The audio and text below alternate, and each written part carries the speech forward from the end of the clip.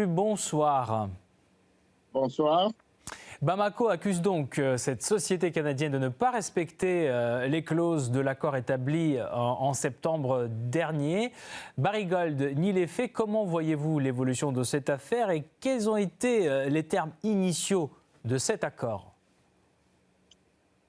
Il me semble de toute évidence que c'est un sujet important parce que c'est la clé de voûte de l'économie malienne. Ce qu'il faut savoir, c'est que l'exploitation de l'or au Mali est un des principaux moteurs de l'économie du pays. Le Mali est l'un des plus grands producteurs d'or en Afrique. Cependant, les principales entreprises minières qui exploitent l'or malien sont étrangères. Donc, on peut citer le cas de Barrick Gold Corporation, qui exploite la mine de Loulo et puis de Gounkoto, l'une des plus grandes au Mali. On peut également citer B2 Gold Corporation, qui exploite la mine de Fekola, et également Anglo Gold Ashanti, qui exploite la mine de Morila, et également Resolute Mining Limited, qui exploite la mine de Siama. Alors, l'élément important de cette exploitation, c'est que le Mali ne détient que 10 à 20% des actions, ce qui suppose que 80 à 90% de la part du marché est dans les mains de ces entreprises étrangères. La redevance minière que payent ces entreprises est évaluée à environ 6% du chiffre d'affaires brut, alors que la production d'or du Mali atteint une moyenne de 60 à 70 tonnes. Et cela représente 75% des recettes d'exportation du pays et contribue, n'est-ce pas, à environ 10% du PIB. Donc, il est tout à fait normal que les autorités maliennes qui, depuis leur prise de pouvoir, ont choisi de faire une rupture avec ce système d'exploitation, n'est-ce pas, de l'or du Mali, qui ne contribue pas, n'est-ce pas, à enrichir les Maliens, plutôt à les appauvrir. Et donc, leur volonté d'aller vers une souveraineté économique positionne le secteur de l'or comme stratégique, puisque ce secteur-là est le moteur même des actifs tangibles qui soutient la monnaie, en tout cas qui soutient la grande monnaie, ce que par exemple les BRICS sont en train de ce nouveau virage que les BRICS sont par exemple en train de faire. Donc, il me semble de toute évidence que oui, l'entreprise Barrick Gold Corporation veut rester dans l'ancienne formule, ne veut pas justement revoir, n'est-ce pas, ses engagements, respecter ses engagements pour pouvoir augmenter la part qui revient à l'État malien et donc au Mali dans la répartition des recettes issues de l'exploitation de ce minerai précieux.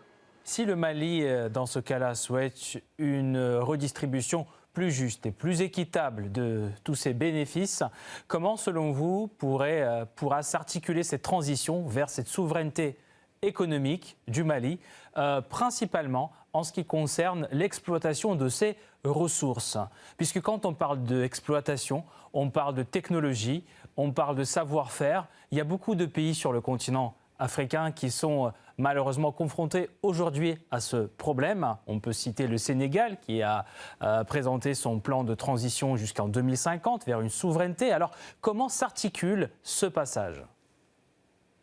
La question que vous posez est très, très importante et pertinente parce qu'en effet, pendant longtemps, les pays africains ont laissé dans les mains justement des entreprises étrangères l'exploitation de leurs ressources qui consiste tout simplement à les exploiter et à les transformer à l'extérieur du pays. Donc, ça les défavorise énormément. Et donc, ce nouveau changement de paradigme économique qu'enclenchent surtout les pays envers la souveraineté économique les amène justement, dans le cas du Mali, dans le cas de l'exploitation de l'or, à aller vers la nationalisation de ces mines, ce qui suppose tout simplement l'augmentation de la part des actions qui appartiennent à l'État malien, à l'augmenter à partir, par exemple, de 10 à 20%, à 49% ou à 51%, de façon à disposer la majorité des parts dans l'entreprise.